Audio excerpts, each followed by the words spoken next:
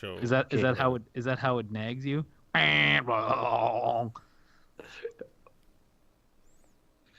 Hello and welcome to the Good, Bad, or Bullshit, a podcast, the last edition before Christmas. My name is Crofton Steers. I'm in the festive spirit. I got with me my two colleagues, my two co-hosts. So I am the Legend of Zelda Breath of the Wild of this podcast, if you will. With me, as always, is the Hearthstone of this podcast. I'm talking about Mike Hodgins. Mike, how are you? Good. You're all like Christmas, aren't you? Shouldn't you be the Santa Claus? And I'm like the No, I took elf. I took a left turn, or a right turn. Bo is the Christmas tree. And of course, the heroes of the storm of this podcast. I'm talking about Bo Schwartz. Hi. Who's with us. Or Bo, you could be the Christmas tree. Mike can be a snowman, and I could be Santa. I thought I was the elf. Actually, I don't want to be the elf. They're basically. You really have to take the slave ball away class. from Mike when you do your intros. He's got too much say in how your intro is going. Mike's like, I want to be the elf. Oh wait, elves are like slaves. I don't want to be slaves. Wait, but they're like socialist elves. I like socialism. Actually, you know what? I'll be Jesus. You're nothing like Jesus. I look the most like him. Come on. He was a carpenter. Good point. Good point. You made a good also, point there. He's clearly everything I know about him. He's white, right? Oh yeah, blonde. Blonde and white. Is that not what Jesus is? All right, we just lost half our audience. How are you boys doing? Well, good. And I would say the one thing about losing half your audience, as it gets smaller each time, you lose less and less. So it's not that bad. That's true. It's reverse exponential. Yeah, exponential shrinkage. Truly spoken from experience. Have you guys finished all your Christmas shopping? I don't do Christmas shopping. Did you mean started your Christmas shopping? I knew what I was getting when I asked it. I don't do Christmas shopping. Isn't that fascinating? You skipped right over that. Bo, no Christmas shopping. Mike has not started. Oh, he's the Grinch of this podcast. Now it's all come together. It's not a Jesus, Grinch. My Santa family Claus. doesn't do presents. Yes, that's true. I want to do it again. I'm Santa. You're Jesus. Bo's the Grinch. Done. Okay, redo. Bo, fix it in post. Well done, my son. Ho ho ho, bitches.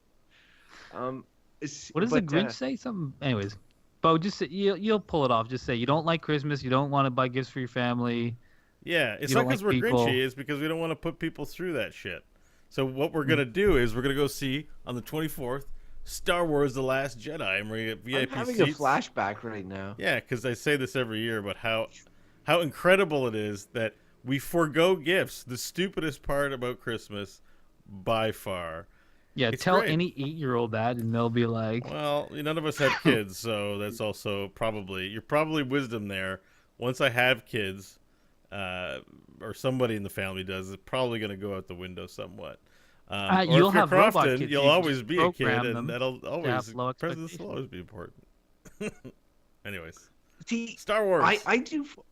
I do find though that like with kids, it's really rejuvenated my festive spirit. I've just like seeing Gwen is really into Christmas, and like I'm sort of much more into it. But honestly, I will admit, like because this is the last year I think we're gonna be shopping very much for the adults, because next year there'll be a bunch more, bunch of kids or babies now or whatever. We'll probably focus more on them. But it is true. It's like you get to a point in your life where like at one point I was looking forward to Christmas because I was like, oh man, I can't wait to get my sweet loot. And then at one point that switched to I can't wait to make people happy by giving them these gifts because I'm better off, and maybe they're getting something that they couldn't afford, or we're just the joy of giving is there. But then at one point you reach this point where you're just like, here's a $50 gift card to something you like, and they're like, here's a $50 gift card to something you like, and then at one point it's like, okay, we're screwed now. And so for me, with kids, it sort of has brought back a lot of that, like, oh, maybe you'll get it for Christmas, and it's a lot more fun. But had kids not arrived, I think I wouldn't be too far off from where Bo is right now. Yeah, I mean, and I'm not really either, to be honest. Like the last few years, my brother and I have just like called it even. Just like, let's just leave it. And I think because there was one year where I gave him a $50 bill like I wrapped it perfectly, so it was the shape of a $50 bill, and he gave me a card with a $50 bill in it. I'm like, this is ridiculous. We need to forget this. It's like, but yeah, the kid stuff is like, it just makes it fun. And the fact that, it's funny because I remember as a kid the transition between when I remembered that, or when I realized that Santa Claus wasn't real. And I feel like there was a couple of years where I kind of faked it. I sort of knew it wasn't real. But then I'm telling my kid who's 3, and he totally buys it. Like at his play group, someone dressed up as Santa Claus. He's like, I met Santa Claus at the play group. And I'm like, he thinks it's Santa Claus. But as I'm telling this stuff, I'm like, man, this is such horseshit. I can't not believe these kids buy this, or that I, for that matter, bought it, because it's such a loose story to be like, really? Is any of this plausible? But yeah, they eat it up. It's great. You really fool them. But yeah, like, I mean, if adults are buying the story of Jesus, I mean, like, why not buy this? Well, that was always my. I think we talked about that on one of our. I don't know if it was Christmas or religion, but I was just like, at some point, everyone's like, "Oh yeah, Santa isn't real, but Jesus and all that. Yeah, that's all good. I'm all good there. I just don't get it." I think it's like, if enough people are telling you something is true or whatever, then you're gonna believe it. And that's why. And I know I mentioned this last episode, but when Gwen met Santa at the mall and she was scared of his magic powers, that totally checks out for me, because, like, I mean, if you're believing the story, well, then you're believing a lot of shit, right? And so you never know what Santa's gonna do with that crazy amount of power goes to his head. When I was a kid, I went to my friend's house on Christmas Eve, and his dad. This is where all the holes in the story are. His dad was like at 8:30 at night, said, "I'm gonna return some bottles to the store," and he left, and we were like, "Oh yeah, he's just going to the store on Christmas Eve to return some bottles for the 50-cent cash refund or whatever." And then we heard some footsteps on the roof, and then Santa Claus came into the house, and I was like, "Oh my God, he's here! It's Christmas Eve." I'll spoil it for you guys. It was his dad. But but he took bottles to the store. I know, and he came back later. He's like, "What did I miss?" We're like, "Santa was here." But it's like, the fact that you buy that stuff as a kid is kind of the best. Like, the fact that he did that was pretty awesome, because he went on his roof and stomped around, and we heard it. We're like, "What's that noise?" It was pretty awesome. Wait, see, I keep thinking the kids may be smarter than they are, which maybe they are, but like, we took Gwen to see the Santa at Carlingwood, who looked like a real-to-deal Santa. He looked amazing. But then we stopped on the way to my mom's place, which is in a small town outside of the city, and I went into the grocery store. And the grocery store had a Santa. Okay? Like, the grocery store of Wakefield had a Santa, and he was sitting, like, right inside on this little chair, and he had one sad sack elf, and clearly was like this French Quebec guy with like this big fake white beard who was like, "Oi, Santa, you see," and Joyeux Noël, Colin. I was like telling Jesse, keep Gwen in the car, because if she comes in, she's gonna be like, "Whoa, this is not the same guy as I saw in Carlingwood," because they're complete different, right? I thought. But maybe she would have been fooled and been like, "Man, this Santa gets around. When's he making toys?" I don't know. Well, I'm doing like this parent coaching thing where I meet. Well, actually, where Crofton, this friend of ours, Rebecca. She's awesome. But as she pointed out to me, and I knew this, she's like, children do not have a frontal cortex. Like, their brains are not operating at the level of adults, so don't expect the same thing. Man, yeah, I know. You guys are like shit talking kids so much. It's just stupid. A fact. But the thing is, to bring that around, the prefrontal cortex isn't finished developing until you're like 25. So like, and shitting on 19-year-olds too. I'm gonna be next time Gwen's being a pain in the ass, I'm gonna say to her, "Listen, you don't even have a prefrontal cortex, you loser," and see how she. It goes over their heads, because my kitty, whenever something breaks, like his cracker breaks, he'd be like, "Daddy, put it back together." And I'm like, "I can't put it back together, son." He'd be like, "Why not?" And I was like, "It's the second law of thermodynamics. Entropy increases over time." But he doesn't get it. Really? Jeez. Kids don't get that stuff. What a dum-dum. Speaking of things we don't get fuel for the random topic generator very often, but maybe we should get it started. Yeah, How about it that? feels like time. You Well, guys want to talk about I'll Christmas allow it. more? Or I mean, it is the show. It is the Christmas show. Did you Yeah, wish yeah. people a So we Merry went on for a Christmas? while. What? Sorry? Did we wish people a Merry Christmas though, or a Happy Holiday? Happy No. holidays. Yeah. So if you're listening, listeners, Merry Christmas, Happy Holiday to you, Whether you're Christian, Muslim, atheist, or or Happy whatever. Kwanzaa, or Happy Dreidel Day. Just enjoy Or yourself. Secular bonanza. Saint Mikolash. Oh, and Festivus. Don't forget. Yeah. Was Yeah. it Merry Festivus or Happy Festivus? Festivus for the rest of us. Yeah, I know that part, but what do you say before Festivus? Joyeux Festivus? Whatever. Happy Let's get to a Festivus. topic. All right, Mike's got us off the races here.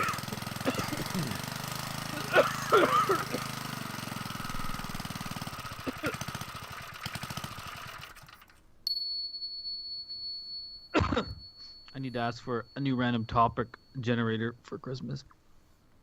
You're naughty. Cool. So this one is sort of, I think, apropos. It's nostalgia. Apropos. Apropos means I find Christmas to be an extremely. I didn't ask you what it nostalgic idea. means. You never heard of apropos? I've heard it. I just thought it was a funny It choice means of words. relevant. Is that better? Yeah. Yeah, it does. It does, except in French, it actually means like about. You know, like yeah. Anyways. Sorry if you guys are done criticizing my word choice. No. I'll say I find Christmas to be a very nostalgic time of year, and one of those times where I think I kind of just revel in the nostalgia. Like I have a strict policy of when I listen to Christmas music, it has to be 1950s era Christmas music, like I don't know, Burl Ives and like Bing Crosby and people like that. Mariah Carey. No.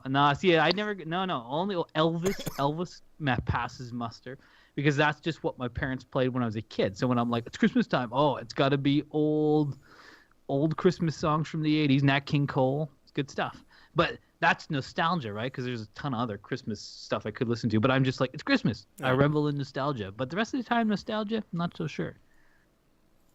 It's funny for me. I find this subject is very apropos, and one of the reasons Are you okay with that, Bo? Yeah. Continue. It's fine. is because this year is the first year of sort of like Donald Trump as president of the United States, who ran essentially a campaign rooted in nostalgia in many ways and other things, but that, like, make America great again. That was his slogan, being like, it was great once upon a time. Remember that? And the nostalgia is sort of like the rose-colored glasses of which we look back and look at the past and stuff.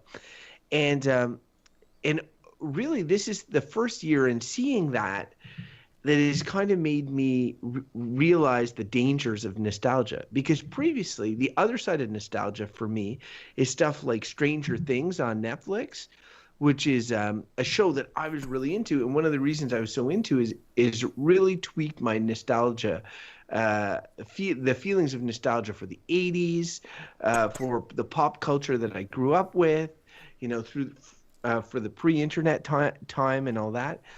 And I think that there's a really fine line between recollecting and enjoying and being like, man, that was a cool moment, and really enjoying it and trying to recapture that exact same moment in a way that that is forced, because we should always be moving ahead.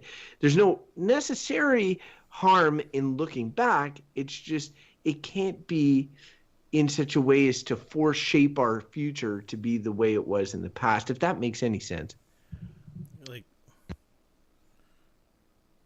Well, I think that this is a sort of an analogy I just thought of. It's related to Star Wars, to which I have nostalgia about, and there's a lot of Star Wars stuff that has happened since the original. So, with all this Last Jedi stuff coming out, I was thinking about to when I first saw a New Hope in the 80s at some point and all that stuff. And I'm nostalgic about those three movies, as I think a lot of people are.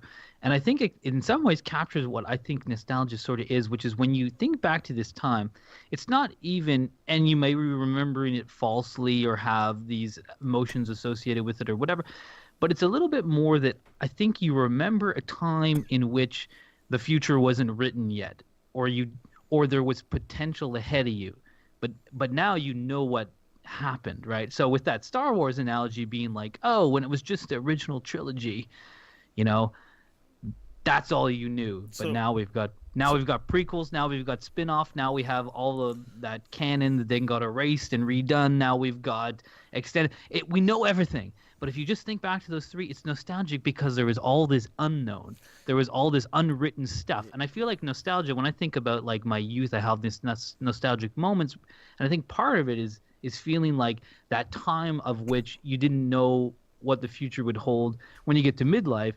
You know, well, you know your own story to this point, and you know, I feel like I have a better sense of what's coming than I did when I was 14 or something like that. But is it really just like stories? Like, because I agree with what you're saying. Like, everything sounds right, but is it okay? Here's the question: is it possible to be, say, 40, and then to be 40, and then, you know, in your 60s have nostalgia for something in the 40s? Like, is nostalgia strictly something that is a, you know, oh, when I was young, this thing made an impression on me at a time when my brain was still forming? We just, you know, said kids don't have a, what is it, a frontal cortex? What did you call it? Prefrontal cortex? Yeah. So, you know, like, does it have to do with brain function that you would feel nostalgic for things at a particular window of time in your life? Or can you be, you know, you've had kids in your 30s, in your 50s and 60s. Will you be nostalgic for when your kids were small and not teenagers and in jail? For sure. Yeah, absolutely. Nostalgia is whenever, wherever. It's like, to your point, I like, you know, I'm really nostalgic of the time I was in college as a teenager. But then I'm also really like, if I go to downtown Montreal, where I lived in Montreal for a few years during university, and I see like Schwartz's smoked meat and a couple of the places, I get really nostalgic, and I'm like, man, it was really, you know, really sweet living here. I had, you know, great experiences. I live in the west end of the city I live in now, Ottawa. At one point, I lived in the middle of it for many years, and I never go to the middle of it anymore. And the other day I was there, and I was walking around, and I was like, wow, man. And I was struck by these feelings of like, I used to go there all the time. That's where the Blockbuster Video was. I wonder where it is now. But like, there's always going to be nostalgia. And the period, I recognize the period I'm in right now when my daughter is, you know, 3 years old. I got another baby on the way very soon. Guaranteed that I'm going to be reminiscing about it in, you know, 10, 20 years. I'll be talking about like, oh, did you know we didn't have holographic tables back then? We had to watch Netflix, and I'd be watching it with you while you were in your diapers, and Dad, don't talk about this in front of my prom date. You know, it's gonna be a different type of nostalgia, but definitely follows throughout your life. I would imagine you could be 70 and be nostalgic for something that happened when you were 60. You know? Yeah. Yeah, I think that's true. I feel like nostalgia for things that are not that far in my past, just different eras of life. Like, I mean, now I'm, you know, married with a kid, but it wasn't that long ago that I was like a single dude in my late 20s, and I'm like, and it wasn't even necessarily a good time, but I just am nostalgic for certain things of like, I just went where I want when I wanted. I didn't, you know. And it's not even that it's better. It just, and I think that's the thing with nostalgia. It's often not that it's like, it can often be like, oh, I think you long for it in this kind of like bittersweet way. Like, you don't necessarily want to be back into that phase of life, but you appreciated some aspects of it now, or maybe you can reflect on them differently because of where you are now. Like things like sitting in a coffee shop by myself because I had no place to go, because I was just like, yeah, I'm a single person and I got no plans, so I'll just hang out here.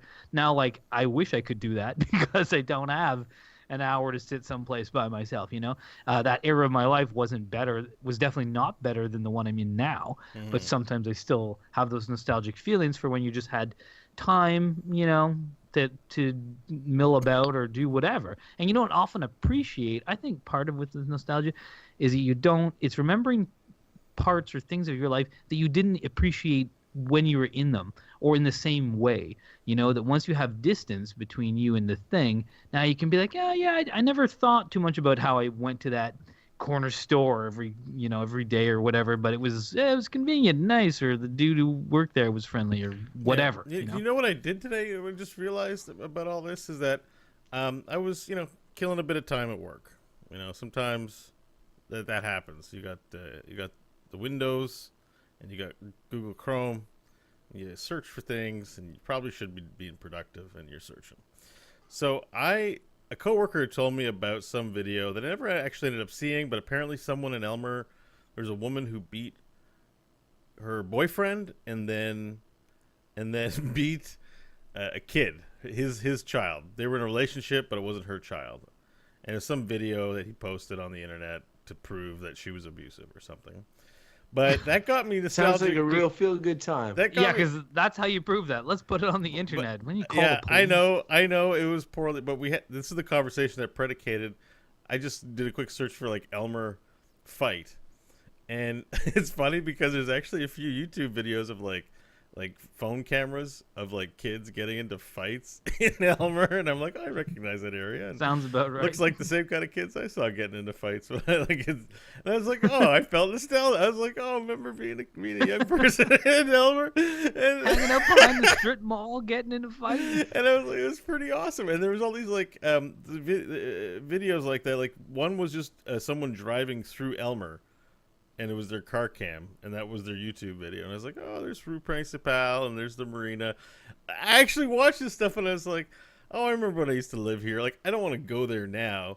Yeah, but watching the video gave me a feeling of, like, of history or connection to the past and places that I had spent every day just loitering around the city and stuff. Like, a lot of the landmarks in that part of the globe mean something to me because we just hang out there and loiter basically as young people. And so there's two things about both your stories, neither of which like both of which are sort of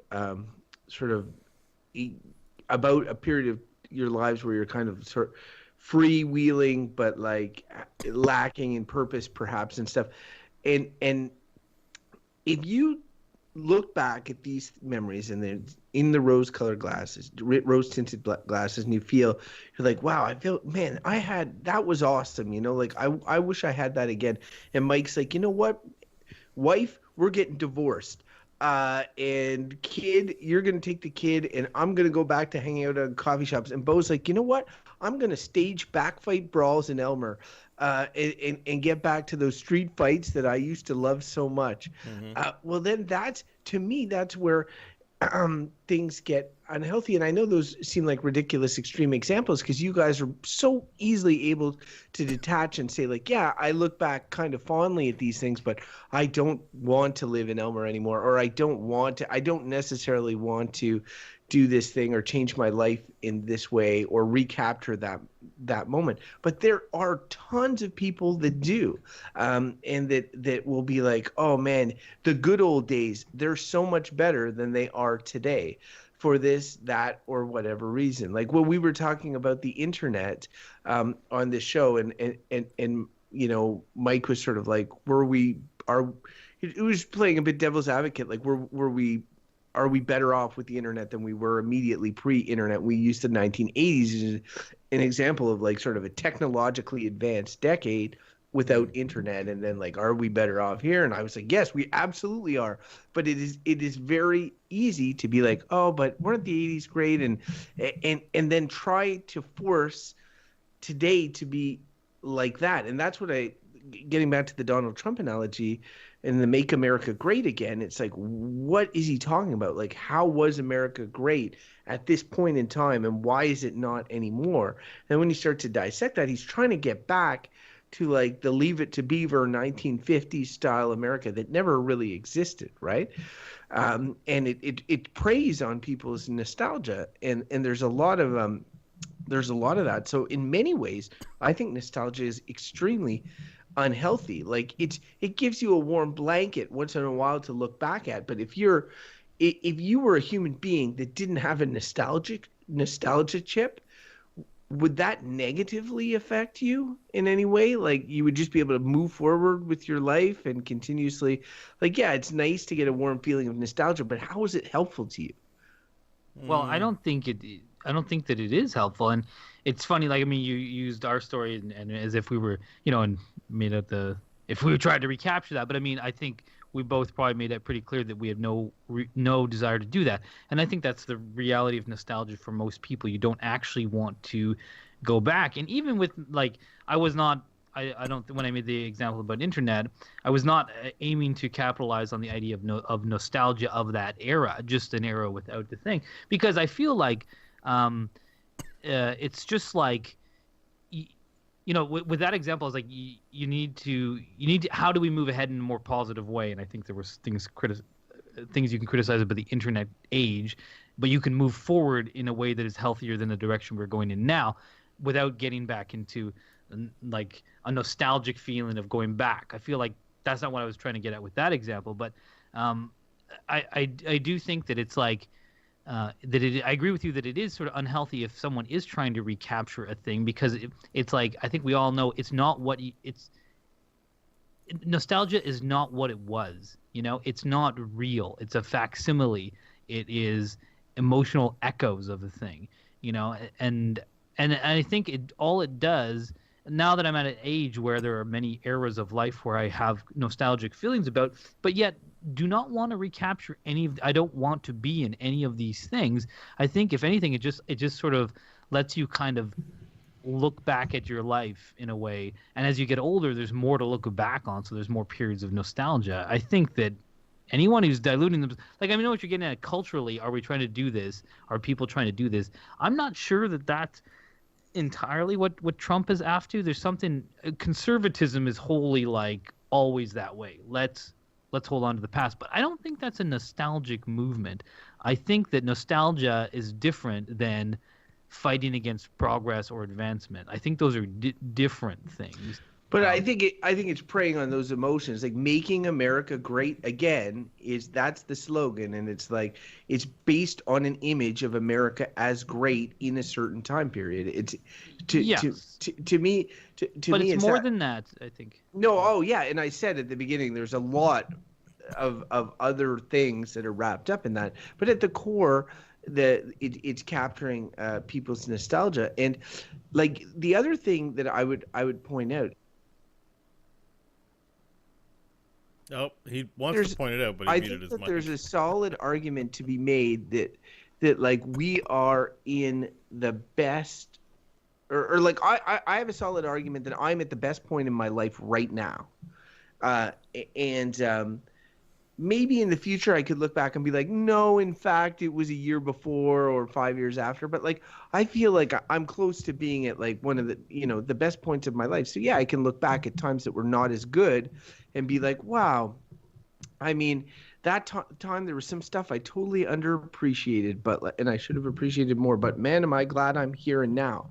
But there are people that everybody really has points in their lives where they're like, wow, my wife just died, and she's never coming back, and I'm alone now, and I have all these fantastic memories of her, and so much nostalgia and times that we spent together, instead of like, and grief is important, but instead of moving forward with my life or whatever, I am going to like just constantly rehash these things, soothe myself with, and everybody says that at funerals and stuff, like they can't take away your memories, and you soothe yourself with the nostalgia, and you think about all these things.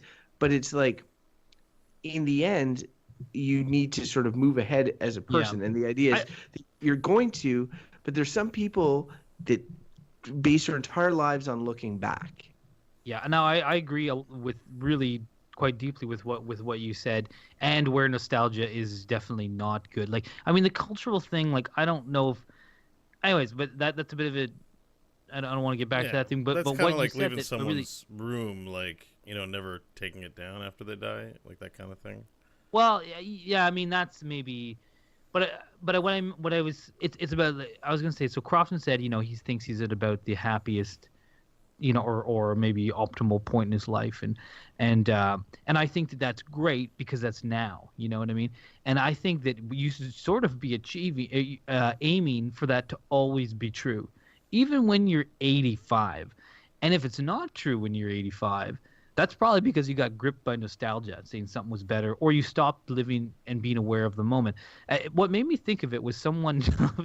I heard this story about the Dalai Lama, where some guy got an interview with the Dalai Lama, who's no, I don't know how old he is, but he's certainly in his later 70s or 80s, if not.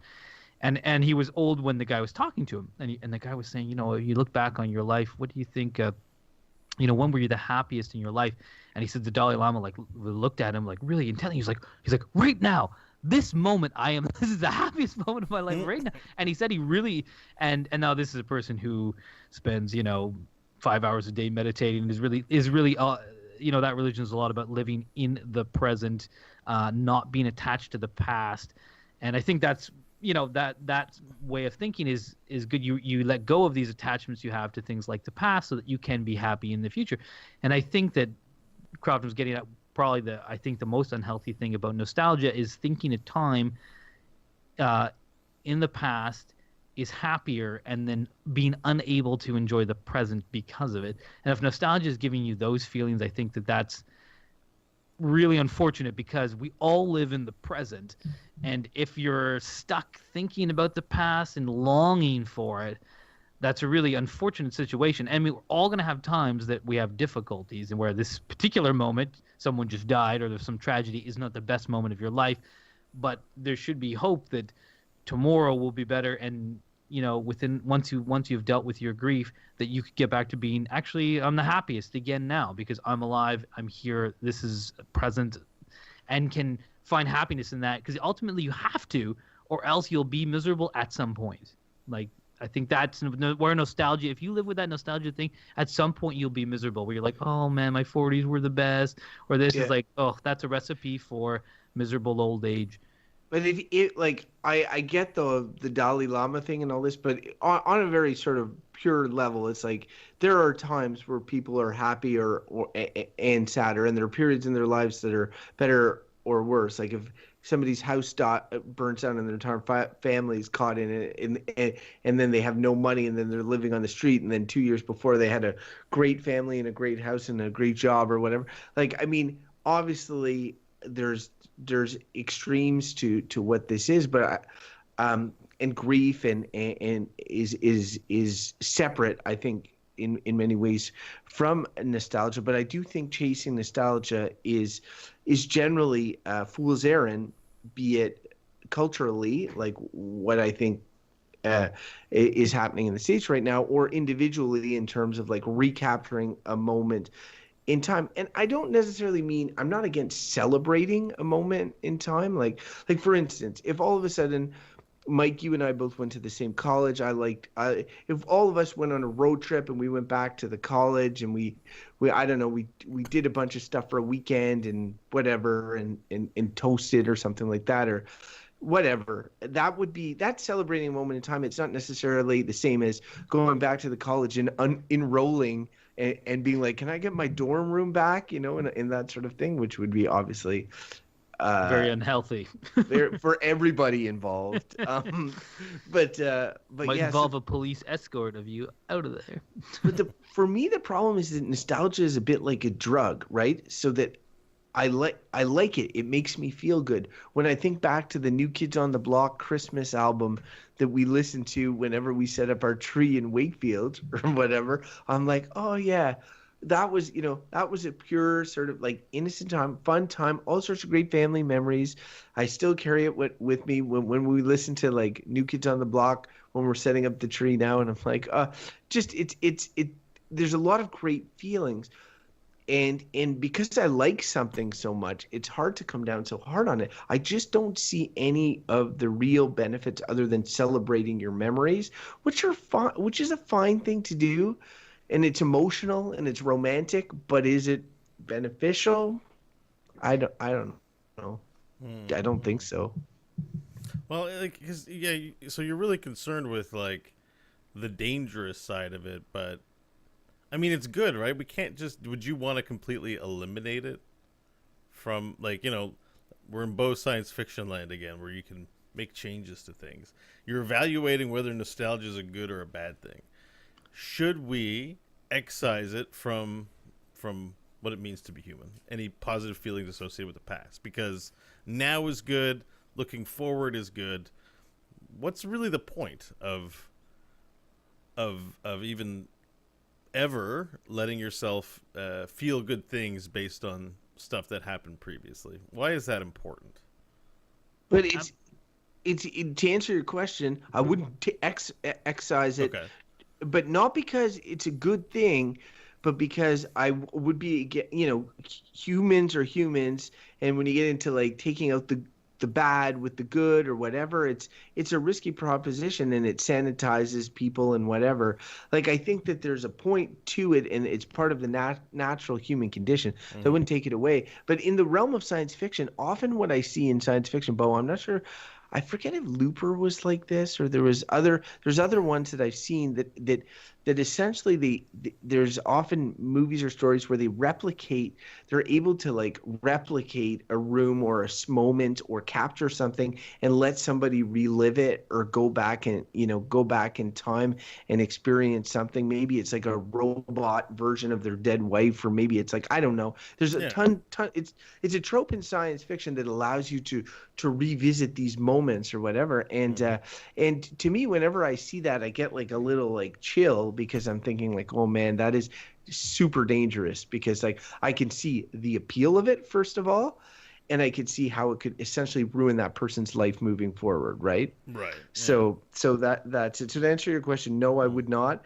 And if science fiction stuff like that existed, I would be nervous about it being used to like bring nostalgia to life in a new way, right? So, but Yeah. I also know if that was available to me now, like if somebody's like, "Hey, Crofton, you put on your Oculus Rift and all this sort of stuff, and you can like go back and to the village you grew up in and walk around it in 1985 or whatever," I'd be like, "Whoa, wicked! I'm gonna do it right now." I recognize how attractive it is. Yeah. I think it's also one of those things, like if you're in a healthy mindset, then nostalgia is, to me, nothing more than like looking back at your life. But I think if you're in a if you're struggling with some mental health issue or some kind of trauma or grief, then it has this lure that is, I think, probably unhealthy.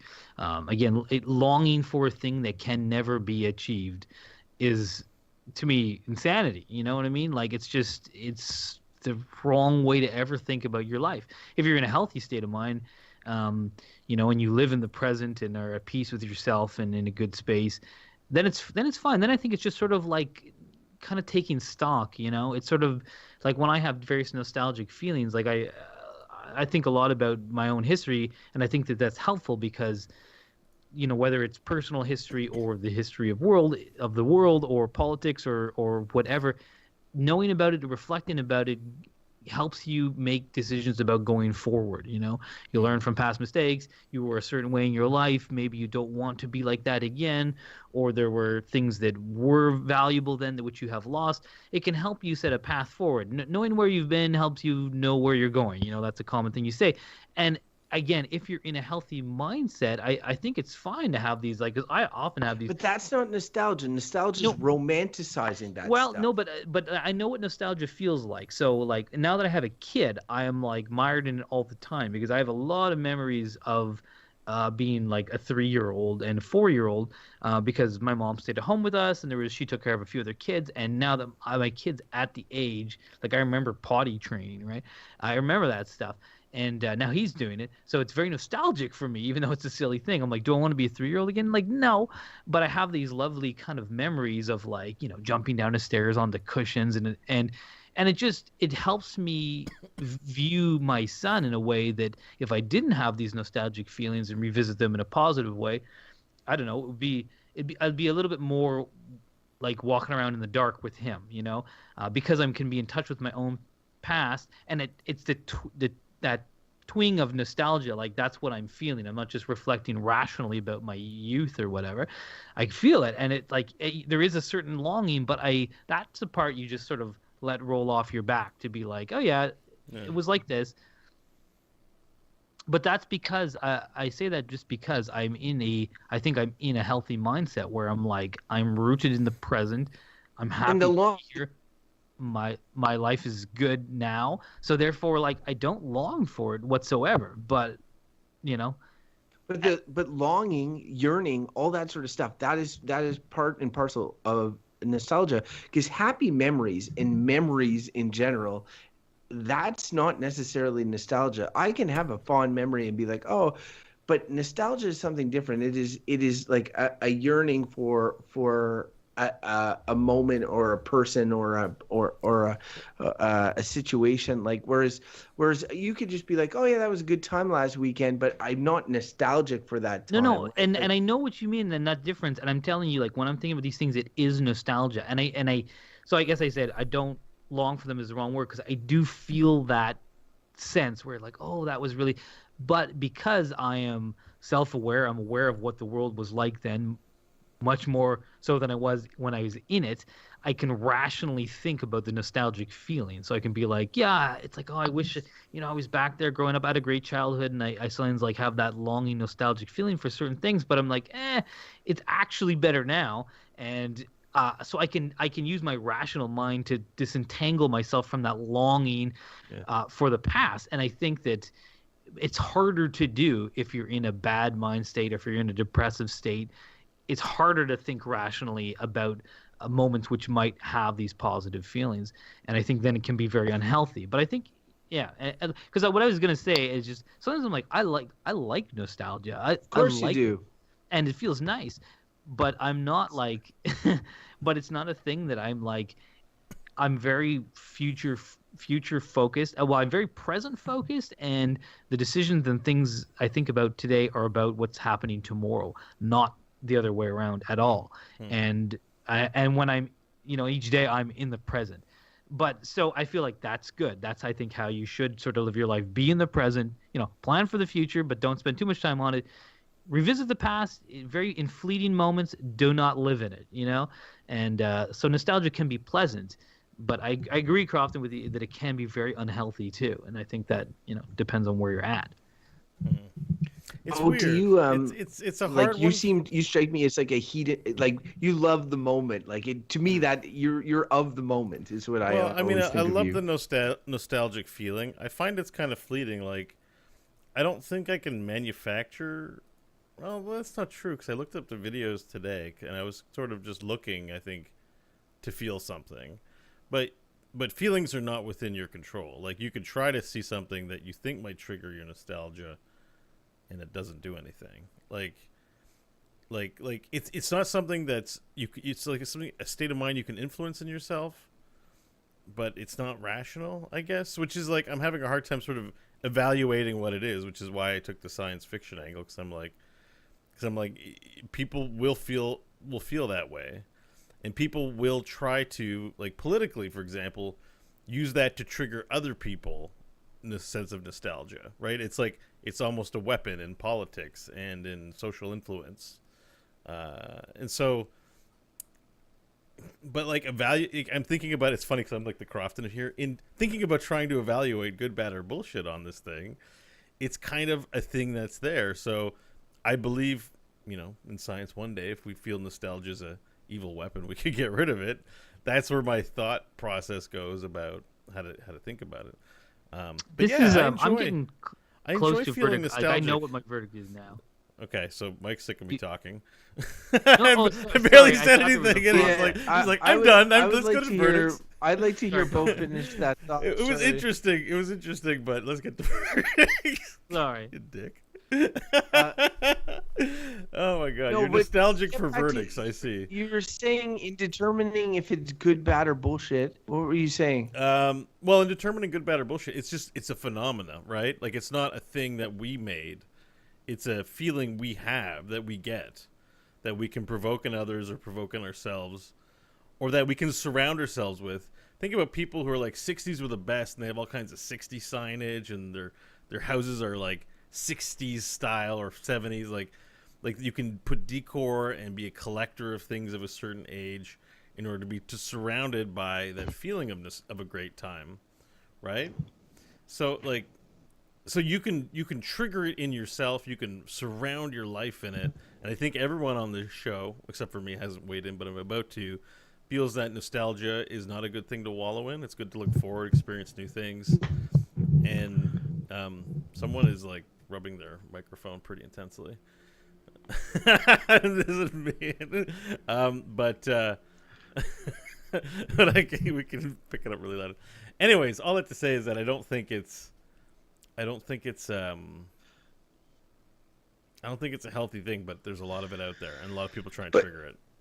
Yeah, and I think where I differ with both of you guys, and Mike talked about how conservatism is by and large based on like, the past in many ways, even the healthier brands of like incremental progress, and we had a party here in Canada for a long time, no longer exists, called progressive conservatives, because the idea is like it was moving forward, but in a conservative fashion, and then that has now just become the Conservative Party of Canada, which merged with a more extreme, past-focused party. And I think if you look at there's only so many types of electoral campaigns you could run, but if you look at Barack Obama's campaign of 2008, that was a change campaign. It was change you can believe in, all that, like yes we can. All that. It was about harnessing positive vision, moving towards the future together. That's the type of campaign. Donald Trump's campaign was Make America Great Again. That is a backwards-looking campaign. Both of them successful campaigns. Both of them targeting different emotions. And so for me, I just feel that, and it's not just Trump representing it, but it's conservatism in general. I'm much more of a liberal. I'm much more of a progressive. When I look at, being caught up in the past and focused on the past as a society, like as how we elect our political officials, based on yearnings for past emotions, to me, that is dangerous and unhealthy. And that's why I agree with the concept that nostalgia is not going away. It's for sure everybody's got it, but where I'm teetering here is I'm thinking that it is more negative than just like, a crapshoot. I think it could have very negative effects on society at large. And I think if it didn't exist in a science fiction world, not that I would take it away, Bo, but if it didn't exist, I think that likely that would be a positive. And maybe I'm wrong, and that doesn't mean you can't learn from your past mistakes or look back and be like, technically that thing did not work out. I'm not romantic about it, but I will change my course of action in the future. Like you could still have that, and I wouldn't want that because I wouldn't want to take away that part of us. But at the same point, I think we would probably be better off with it. Yeah, and I'd be inclined to agree that I don't think it's that important that we couldn't be I can see totally, like, so what's interesting is that we started this, and I brought up a nostalgic time of year, Christmas, to right in, and this I think sort of brings together this whole like where conservatism and nostalgia kind of like have this, there's like and liberalism, there's a tension there, and I think that conservatism I don't think is a nostalgic sort of political viewpoint. I think it's more about preserving, or as they would say, conserving, right, traditions and modes of being that are not wholly negative or not, and I'm in no way a conservative. I'm like in some ways a radical liberal, and some of the things I'd like to see change. And I think that some of conservatives are not mired in nostalgia just because they think that some things are worth preserving, whereas some liberals might be like tear the whole thing down, and so something like Christmas, right? Like, I mean, it's a traditional thing. It's to celebrate this thing, especially us who are culturally Christian because we come from that heritage, but are devout atheists. Like I have no religious thing, but culturally I love Christmas, and I wouldn't like to see it go away. And that's because it's a tradition, it's a thing. It's good to have those anchor points in the year, and I think that so you feel those nostalgic feelings in there when you come about at these times of year. But I think that someone who's a conservative is like, look, we're not trying to live in the past. We're trying to say some things are good and we should keep them. And there's a lot in there of why We should keep them because we're nostalgic about them. but it's not. No, I don't even think it's that because it's like it's not so much that. Preserving traditions, that to me sounds like. Look, I'm not a conservative whatsoever. I would like to see massive systemic change, Grav. I'm not saying that you're a conservative. I'm just saying that conservatism is based. The only other type is sort of progressive conservatism that's just about cautious improvements. But conservatism in general is based around like trying to hold on to the past as much as possible. In my mind, and Christmas is one of those things. And there are good things. Like I'm not saying holding on to the past is uniformly bad all the time. I'm just saying that for me, it's probably not the healthiest thing in general. That's all. Yeah, I mean, I just do think there's a distinction between sort of conservatism and traditions and preserving sort of cultural norms and nostalgia. Like I think nostalgia is a really particular emotion, which is not always at play. Like when I hear conservative rhetoric, it certainly doesn't inspire nostalgia in me, and I mean, it probably is preying upon people who can't distinguish the inherent bullshit in saying that a certain time or era was better than it was. I mean, I think most people see through that, but you're probably right that it does prey on that some people. Well, the cynic in me is like, say, conservative movements financially are about like giving to the rich and taking from the poor, taking services, minimizing government, minimizing services, ensuring that there's less taxes, and because that's not palatable to the masses, wrapping it up in a veneer of nostalgia and saying like, oh, it's also about preserving Christmas. It's also about preserving all your traditions and that are trying to be taken away from you. If you want things to go back to the way they were, vote for us. Also huge tax cut for all our friends. I mean, that's the cynic in me speaking, but I do, because we're in an era where nostalgia is being weaponized, I feel I'm more hostile towards it, even though I love Stranger Things. I love Christmas. I love I love Pepsi, but I wouldn't say that Pepsi's a great thing. You know what I mean? Nostalgic? What? Where does Pepsi come into nostalgia? I'm just saying it's an example of something that I enjoy and that I like. Like, I think we all agree that we love nostalgia when we're thinking back, oh man, that was a great time. Oh, I wish, I bet you if I saw some of the old Pepsi commercials, I'd feel nostalgia with Paula Abdul. And Coke does that all the time, works on nostalgia for Coke in the olden day Coke advertisements. But what I'm saying is I always use Pepsi as an example of something that I drink and enjoy, but recognize that is probably not great, and this is one of those. It's funny though. I guess I'm a little bit hung up on the Trump thing, in that I don't fully buy that it's nostalgia. I would have with Reagan, who played on the same thing, because I've seen some of his. They were like famous ads that he had about morning in America, and it showed this like kind of thing, and it was definitely like that, preying on nostalgia. But like, because I think that it's like there's making America, because like he's like, make America great again is implying that it's not going in the right direction. And I think that if you were to ask anyone on the Bernie Sanders side of the thing, they would agree wholly with that sentiment. And that's arguably what Trump capitalized on, that people are like, things are not going right. Things are getting worse.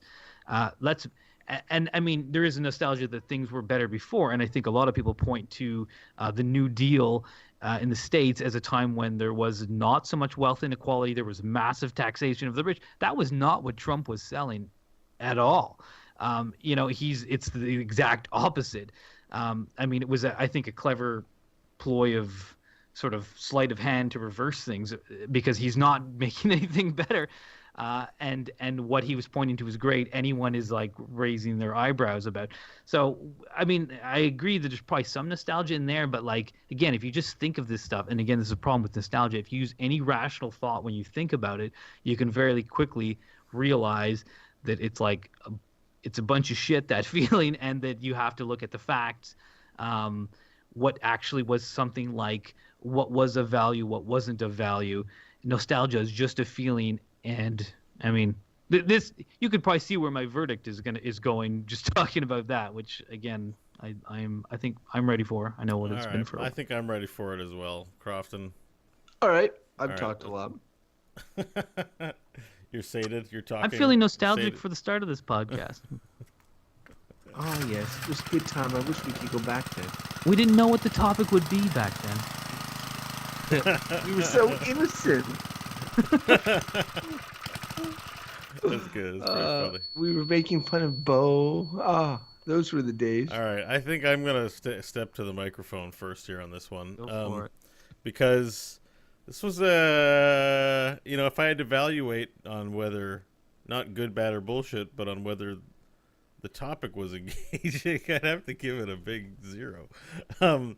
I just feel like nostalgia is a feeling that's provoked, again, from certain sensations that like trigger in your mind, right? Of like times in the past. It's a thing in the universe.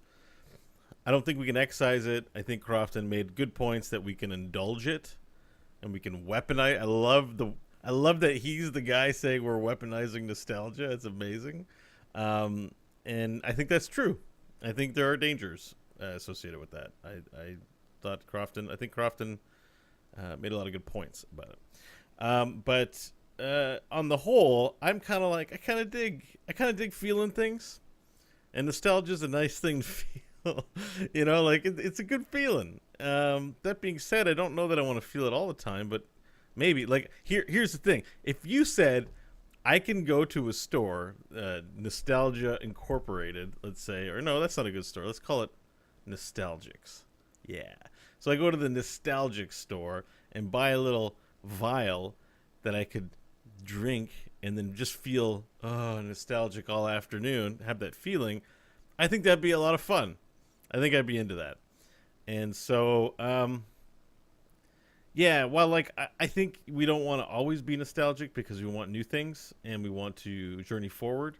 And there's this idea that there's like a show or a big play or something that's about staying locked in your past and in those feelings. And I can't think of it. I'm trying to think of it the whole episode and I can't think of it. I think there's dangers there, but ultimately I don't think it's that bad of a thing. I think on the whole it's a nice feeling. So with moderation, I say that nostalgia is good. Oh wait, that's not how you. Oops. Oh, Sorry. I brought the farm animals back. All right. Oh, that's not the farm animals. That's the engine. Mike, what are you doing? Sorry, I'm sitting too close to it. I think it's good. He's trying to recapture the moment from earlier. I think nostalgia is good. There we go. I'll go next. Yeah, Just as a aside there, I thought it was hilarious when Bo started talking because I'm like, I wonder how he's going to end up at good. And then when he started talking and he's talking about Crofton making all sorts of good points, I'm like, oh, he's going the wrong direction right now. And then I'm like, oh, here he's coming. Oh, and he scores. And honestly, good is a safe verdict on nostalgia. I've been struggling with this one, and for me, it's actually between bullshit and bad. And I think in many ways, nostalgia is bullshit. It's like it's an emotion, so it's kind of like it's a feeling, it's a sense. It's hard to put your finger on it. And unlike Bo, I thought this topic and discussion, I was really enthused on this one. I find it is apropos to what's going on both in society and what happens at this time of year. And for me, like I enjoy nostalgia. I would go to Nostalgics or whatever the fake store Bo made. Yeah. I would put on my Oculus Rift and indulge in nostalgia until my eyeballs popped out. And I totally think it's part of us as humans. But I also think that it's used not just with Trump, but tons of politicians in a way to get people to vote for them. The concept of looking backwards, recapturing a simpler time, recapturing a time where that was probably not as good, and they want you to think it is, can have an adverse effect in society, because then you elect officials who represent you based on ideals of the past when you know you're moving forward. And so that's what I sort of meant by the whole weaponizing of nostalgia. And then on an individual and personal basis, I think it can be really dangerous for someone to get caught in the nostalgia of the past and like be trapped in a little bubble. I don't think that's ever presented as a good thing. And I get Mike's point that if you're a healthy person and like I individually can enjoy my individual shots of nostalgia from nostalgics, but I don't but I can't ignore the negative consequences it's had on a lot of people and on society at large. So for me, I'm going to skew to the negative. I'm going to sort of make a stand with this verdict, because I think that while there's a strong argument to be made for it being good or bullshit, I am going to say based on all those things, society, individual, the way we're going right now, that it is bad. Nostalgia is bad. Wow, bad. Wow, whoa, this is a bad verdict from Crofton. Oh my god. There you go.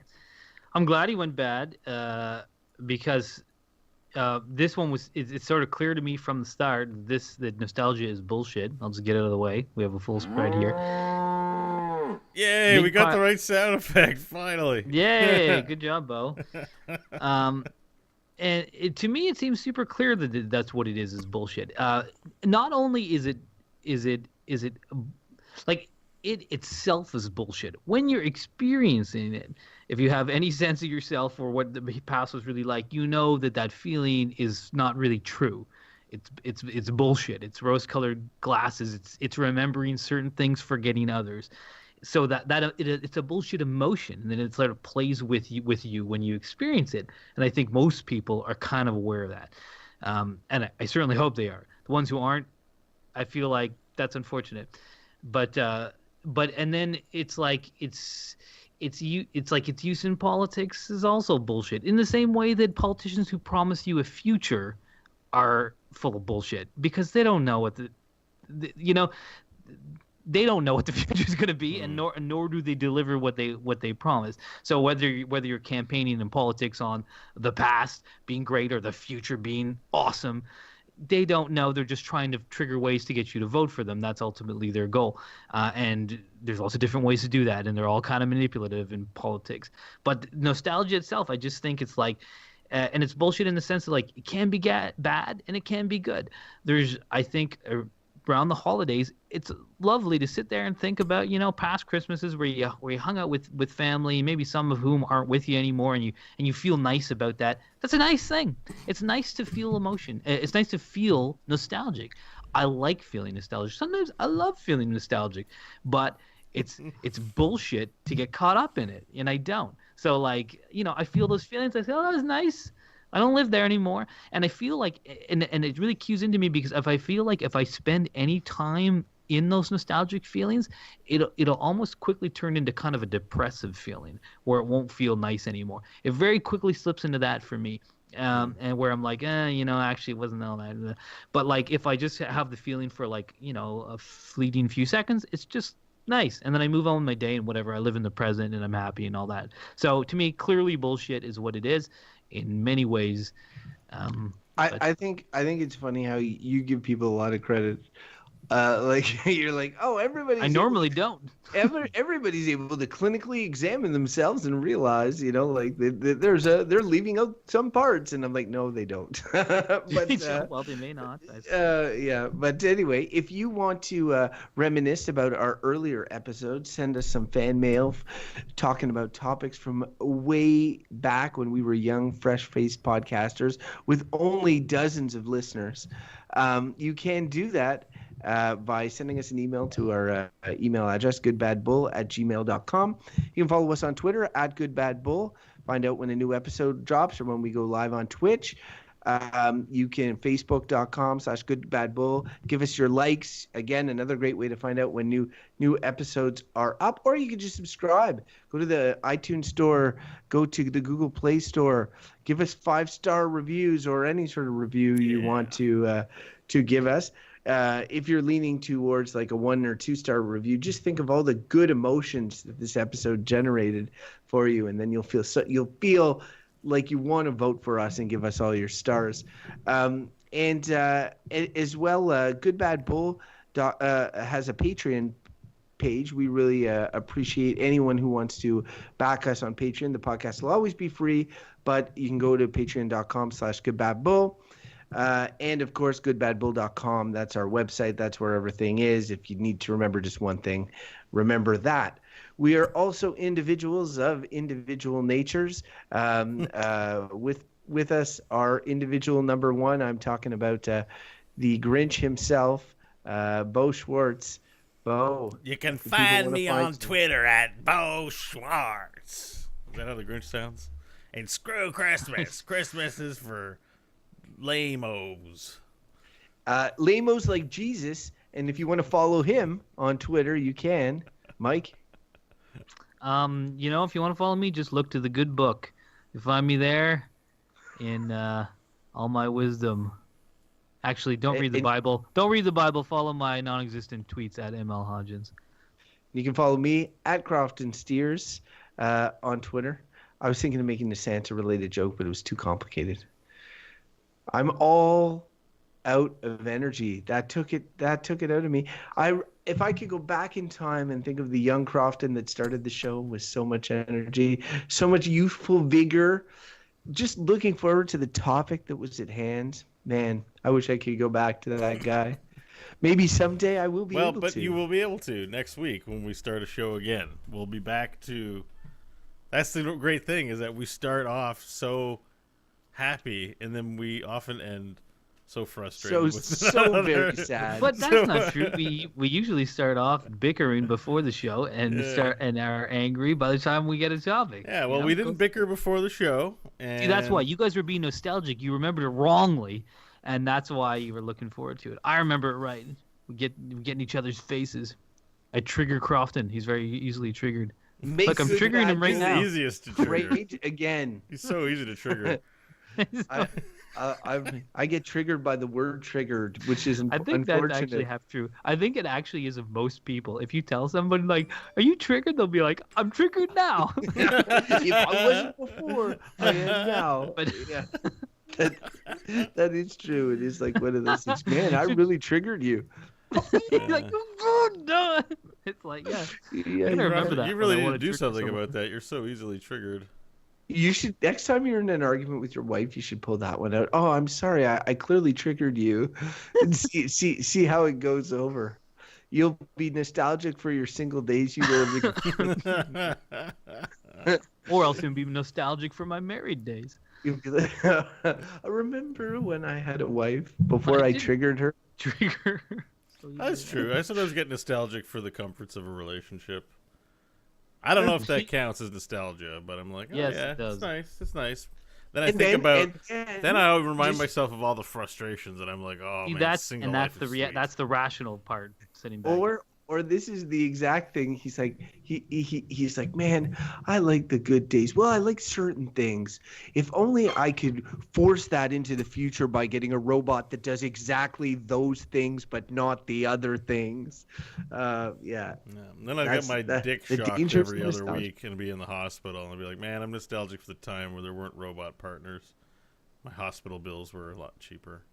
They should call them nostalgia bots or something. Nostalbots? For Bo. They could just like, you could program them to be like people that you know. I know what it was. I know what it was. You guys don't watch South Park probably. They not this season, but the season before they had Memba berries, and there were these berries that you'd eat, and they'd be like, I remember everything fun, and another berry would be like, I remember the Death Star, and then another berry would be like, I remember that, and they just say, I remember. I bet you. You remember War Games? That was social commentary about Trump. Yes, I bet you. And that's all they ate, and people would eat it, and feel better. They eat the berries and feel better. And the only person I think who wasn't eating them was Randy. He's like, they're trying to control us with the member berries or whatever. And it's like, anyways, and the member berries were also, they also happen to be, I think they were extremely racist or Nazis. I'm pretty sure at some point in South Park, it didn't make a lot of sense, but member berries. Yeah. It's funny, back to like the Trump thing, and it's like, and what's kind of funny about that Trump thing and the nostalgia thing, because it's not even, I still don't, I mean, I always grant you there's some of that in there, but it's the Make America Great Again, and it's like, look who he's cultivated as his voting base. And I think the very rational way to be like, it was better for white men. And it's like very objectively so. So it's like, and that's who he wants to vote for him. So he's basically trying to stimulate that large voter base. And some white women might have feelings of it being better at some point too, but certainly conservative, like white men, are like, you could objectively say it was better for you back then. You didn't have to make dinner, you know, you got all the money, you had all the power, everyone respected you, you know. It's like, and then those days are gone. Scarface right now. Well, and those days are gone, and so if you're so that's why, like, he's been courting the racist bigot vote, which is white men largely, and saying, yeah, well, life was better for you, and they're like, yeah, hell, damn it, it was. I used to say whatever the hell I wanted. Now no one's accusing me of not being politically correct or insensitive or whatever. I agree. Like, he's giving them member berries. Yeah, you click the link I put in the Skype or he's chat. just pointing out a clear fact, and they're saying, yeah, damn it, we don't want to give up that power. It's all about I think the member berries thing is that we feel nostalgic, and so it's like an opiate, and then you're exploited by that opiate. I believe it. Anyway. Well, good luck finding a spot to end the show there, Bo. Probably just going to end it on hopefully something that's insulting towards you, and it's good. I feel like we got to slam it on somebody. I can't remember quite what though. Remember the swearing episode? I'm so yeah, nostalgic I'm nostalgic for the swearing one too. It was fun to swear. It really added to the show content, really. Part of me, like, in terms of the show, sometimes it's like, I'm not sure if you guys have ever watched a sitcom or something where they have like an annual episode. I think Community had, often it's a Halloween episode. Both Brooklyn Nine-Nine, Community, other shows, they had Halloween episodes. Yeah. So it'd be like the next season be like Halloween 2 or Halloween 3 or whatever. And part of me almost wishes that we had like some sort of topic that came back, like, you know, we kept putting it back into Hopper, and then it kept coming up again, and we're like, oh, swearing 3. Fuck you guys, you know, like. Yeah, we could start thinking about that though. We could build a pool of random topics from the nostalgia pool. We'd have the main pool. One I would like to revisit would be AI. I think that one would be. Well, yeah, we could also do go back to like what's changed in 3 years or whatever, and look at the early ones. Hey, Mike, while we're here, can you add parades to it? Parades? Yeah. All right, chat room. Thank you so much for hanging out. I see you in there, Lord Shaper. Westwards asked a long time ago if he could ask a question. Nope. He never said anything else, and he's gone now. So. I guess that, he's like, "Are you guys really that stupid and ugly?" It's like, "Yes, we are." Now, next question. But thanks Shout so out much. to Little Kitten, or Wicked Kitten rather. She's away. I think she's working. I saw on Twitter. Is that why it's full of she's trolls in going. there? She's going to Star Wars or something. A lot of people are going to Star Wars today. Speaking of nostalgia, but anyways, chat room. Thanks for hanging out. We're gonna go off and enjoy Christmas soon and Star Wars. And yeah, this is a terrible exit. Bye, bye everyone. Bye, chat. Thank you for hanging out, Lord Shaper, and take it easy.